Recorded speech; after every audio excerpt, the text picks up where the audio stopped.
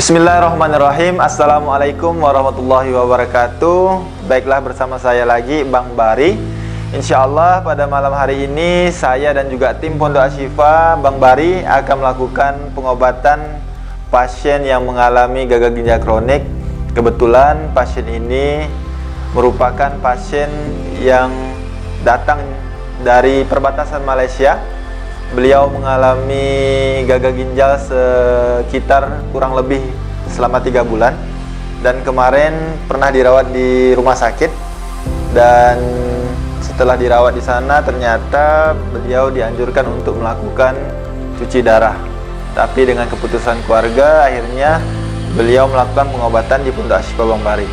Hari ini program yang ke-6 kita melakukan pengobatan. Mohon doanya semoga Allah berikan kelancaran dan kemudahan, dan semoga Bapak Rijal Allah berikan kesembuhan seperti sedia kala lagi. Jadi ikuti proses pengobatan kami pada malam hari ini.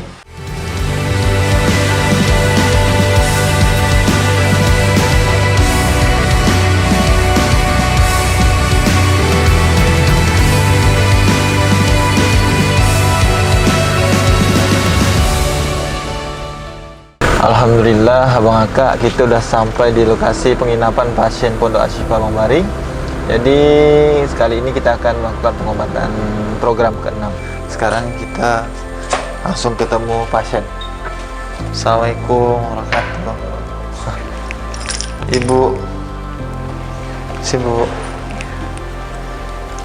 Bapak.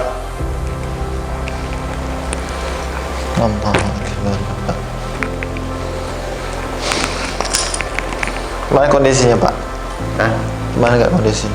Bisa tidur nak? Bisa. Bisa. Dah agak ngempis keadaan.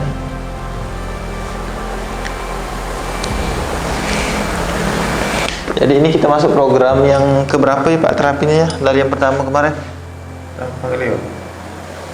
Udah masuk ke-6 ya? Ke-6 terapi. Di hari ini kita bersama tim Pondok Ashifa melakukan syuting lah sedikit kan. Nanti Bapak juga bisa bercerita sama Ibu terkait gimana mengalami proses dari kemarin perbatas Malaysia berobat ke Pontianak di salah satu rumah sakit, dirawat inap di sana beberapa hari ya Pak ya. Yaitu disarankan untuk melakukan cuci darah, tetapi Bapak mengambil langkah dengan ikhtiar pengobatan alternatif di Pondok Ashifa Bang Bari Pak ya. Nanti kita bisa cerita-cerita sedikit tentang respons setelah pengobatan. Ini program yang ke-6 kita terapi Bapak dulu, nanti baru kita bercerita Pak ya sedikit ya sama Ibu. Baiklah Abang Akak, kita sekarang akan melakukan terapi kepada Bapak Rijal. Jadi tahapan dalam pengobatan Pondok Ashifa Bang Bari ini, jadi kita akan melakukan terapi saraf terlebih dahulu. Terapi saraf dan terapi organ-organ tubuh pada pasien yang mengalami gagal ginjal kronik. Jadi setelah kita lakukan terapi, nanti ada program yang namanya bekam sunnah. Setelah kita lakukan bekam sunnah, nanti baru kita lakukan terapi zikir bersama pasien. Baik, ini kita akan melakukan pengobatan, dan ada sedikit informasi bagi Abang Akak dan keluarga semuanya. Jadi salah satu penyebab terjadinya gagal ginjal ini ada beberapa macam. Pola hidup yang tidak baik, yang tidak sehat, dia dengan mengkonsumsi makanan yang tidak sehat, dan juga konsumsi misalnya alkohol, pola hidupnya kayak merokok. Dan untuk gagal ginjal ini ada juga penyebabnya dari seringnya konsumsi obat kimia. Beberapa juga pengobatan yang saya telah lakukan dengan pasien riwayat darah tinggi atau hipertensi. Dengan pasien hipertensi, dia sering konsumsi obat dengan jangka waktu yang lama, akhirnya bisa menyebabkan pasien gagal ginjal juga. Setelah itu penyebab gagal ginjal juga ada yang namanya gagal ginjal bawaan. gagal ginjal bawaan ini yang disebabkan pasien sejak lahir sudah mengalami gagal ginjal, sehingga dapat diketahui setelah beliau usianya biasa kadangnya anak-anak. Jadi setelah ini kita akan melakukan pengobatan ya abang kakak ya. Ini tahap yang pertama, kita lakukan dulu terapi saraf. Jadi sebelum kita melakukan terapi, jadi kita ajak pasien untuk berdoa terlebih dahulu dan berzikir. Setelah itu baru kita lakukan terapi saraf. Oke. Bapak, sebelum kita lakukan terapi saraf, kita berdoa dulu. Bapak baca Al-Fatihah 1 kali. Setelah Bapak baca Al-Fatihah, kita sama-sama berzikir. Zikirnya Allah, Allah, Allah ya Pak ya. Baca Bapak. Bismillahirrahmanirrahim. Alhamdulillahirabbil alamin. Arrahmanir rahim. Maliki yaumiddin. Iyyaka na'budu wa iyyaka nasta'in. Shiratal mustaqim. Shiratal ladzina an'amta 'alaihim ghairil maghdubi 'alaihim waladdallin. Bismillah. Zikir ya Bapak ya. Allah, Allah, Allah. Bismillahirrahmanirrahim. Allah. Jadi untuk tahapan pengobatan terapi saraf kita bisa ngambil dari kaki dulu. Setelah kaki nanti kita ambil posisi-posisi bagian tubuh yang lain. Allah, Allah, Allah, Allah,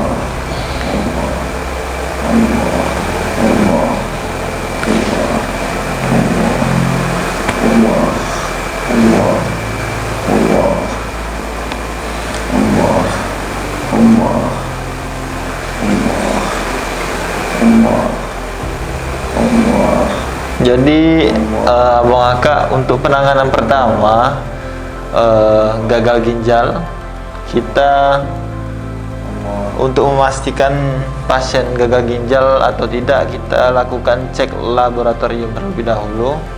Apakah ureum dan kreatininnya di batas normal atau nilainya tidak normal. Kita bisa cek untuk faal ginjal lagi.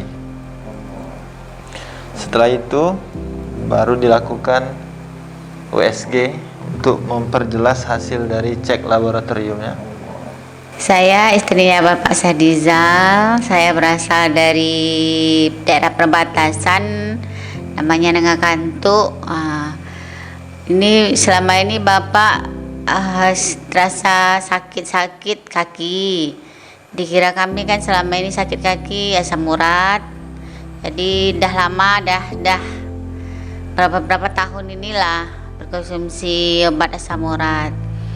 Lalu yang parah ini terasa 3 bulan inilah ya sampai tidak dapat berjalan kan. Jadi berobatlah kami di rumah sakit kami di sana. Lalu rumah sakit itu bilang ada gejala ginjal katanya kan. Tapi lebih karena daerah kami itu kan daerah yang yang belum cukup lah kan alatnya. Jadi disarankan bawalah ke tempat rumah sakit yang itu sedikit, yang besar sedikit katanya kan. Pergilah kami ke daerah Sintang. Jadi sampai di Sintang kami masuk ke praktek spesialis bagian dalam. Lalu dokter itu pun memvonis juga periksa darah. Tapi dokter itu memvonis selalu cuci darah. Rasa percaya tidak percaya lah kan. Jadi kami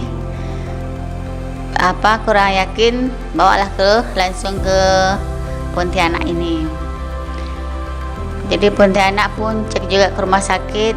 Rupanya benar juga lah, ya Bapak ini mengalami gagal ginjal.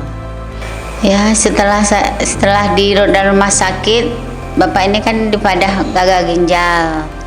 Jadi dokter menyarankan jalan yang harus cuci darah. Jadi aku berpikir lah kan, cuci darah itu kan takut kan. Jadi aku dengan Bapak sampai pikir gimana lah jalan satu-satunya sampai kita sampai cuci darah. Jadi adalah beberapa hari kami dalam rumah sakit. Jadi dokter tanya lagi dengan dokter, itulah jalan lagi katanya. Jadi udah sampai aku menandatangani surat mau cuci darah itu. Jadi bapak, aku minta pendapat bapak nggak mau katanya kan. Jadi adalah Pak Aman aku datang melihat kami ke rumah sakit. Yalah, aku ceritakanlah semua kan kisah itu. Jadi Pak Aman bilang jangan katanya kan. Telah Pak Aman itulah yang membawa kami tempat ke Pondok Ashifa Bang Bahari ini.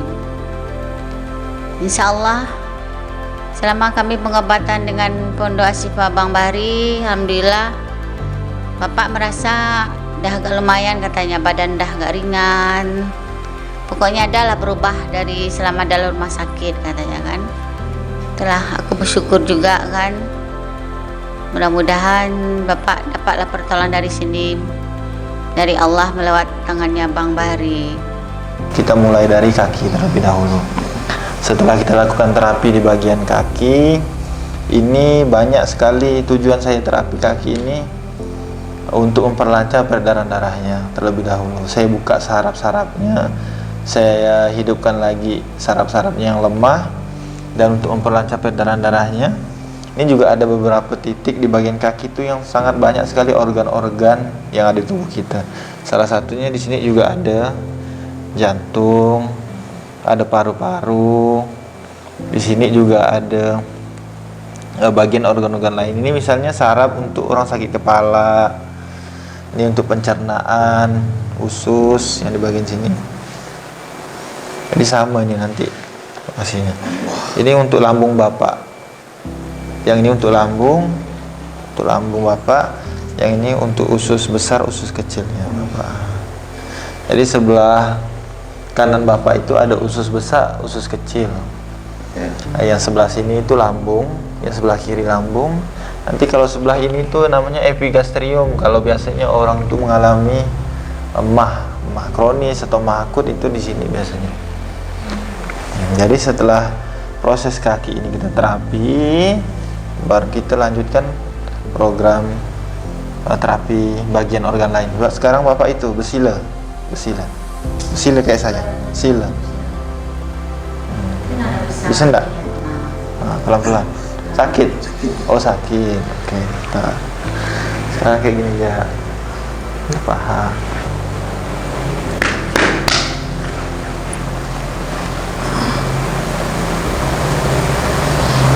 Kalau ini tuh yang di bagian pahanya ada saraf pinggang. Misalnya bapak agak susah bergerak, berjalan, gitu betulin ini. Ini kita buka pembuluh darahnya.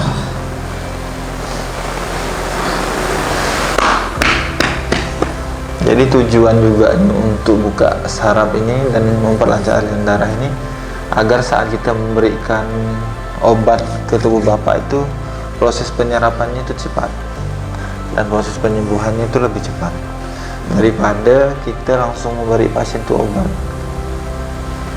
Misalnya adik itu periksa langsung kasih obat tapi belum ada konsep terapinya gitu. Memang udah bagus, tapi lebih bagus lagi ketika dia udah dibuka sarafnya. Jadi ketika minum obat tuh betul-betul nyerap ke seluruh tubuh. Alhamdulillah telah selesai kita melakukan pengobatan pada malam hari ini. Jadi nanti kita akan berbincang-bincang dengan Pak Rizal terkait dengan kondisi beliau saat ini. Nanti Bapak bisa bercerita ya Pak ya, kondisi Bapak yang dari awal kemarin kondisinya gimana dan setelah berobat di Bang Bahari itu gimana, Bapak? Alhamdulillah, saya keluar dari rumah sakit, saya terasa tidak bisa berjalan. Jadi saya ketemu dengan paman saya minta carikan obat yang lain. Ketemulah bapaknya siapa, Bang Bahari, siapa Bang Bahari. Jadi saya sekarang adalah perubahannya sedikit-sedikit. Jadi yang biasanya saya tuh sesak-sesak, jadi sekarang tidak ada rasanya itu lagi. Dulu lemah ya Pak rasanya ya Pak ya? Dulu nggak bisa jalan dulu, lemah. Jadi setelah ketemu obatnya Pak Sifa, jadi saya ada merasakan ringan saya. Jadi apa harapan Bapak Pak? Harapan saya minta saya sembuh. Amin ya Allah. Nah, harapan saya mau sembuh. Amin. Insyaallah. Pokoknya Bapak semangat. Bapak yakin bahwa setiap penyakit pasti Allah turunkan obatnya ya Pak ya. Ya, Jadi kita ikhtiar maksimal. Saya ini hanya perantara. Semuanya atas izin Allah Subhanahu Wa Taala. ya siap. Kita sama-sama banyak berdoa. Kita ikhtiarkan maksimal. Insyaallah saya yakin Bapak akan diberikan Allah jalan kesembuhan Pak ya. Iya. Jadi semangat bagi abang, akak, nenek, datuk semuanya yang sedang sakit. Jangan patah semangat karena Pak Rijal ini sebagai inspirasi bagi kita. Di dalam kondisi dia sedang sakit tapi dia masih bisa semangatnya luar biasa untuk sembuh. Insya Allah yakinlah bahwa setiap penyakit pasti Allah akan turunkan obat. Tetapi jangan hanya kita berdoa, perlu kita ikhtiar, usaha, pergi mencari pengobatan, pergi ikhtiar untuk minum obatnya juga. Jadi setelah maksimal kita ikhtiar, tinggal hasilnya Allah yang menentukan. Mungkin itu yang bisa kita sampaikan ya Pak ya. Iya. Mudah-mudahan Bapak Rijal bisa beraktivitas lagi secara normal. Apa yang dikeluhkannya bisa kembali normal lagi. Mungkin itu yang bisa saya sampaikan. Kurang dan lebihnya saya mohon maaf. Kebenaran datanya dari Allah, kesalahan datanya dari saya sendiri. Saya akhiri, wabillahi taufiq wal hidayah. Assalamualaikum warahmatullahi wabarakatuh. Terima kasih Pak ya. Semangat Bapak. Ya. Insyaallah.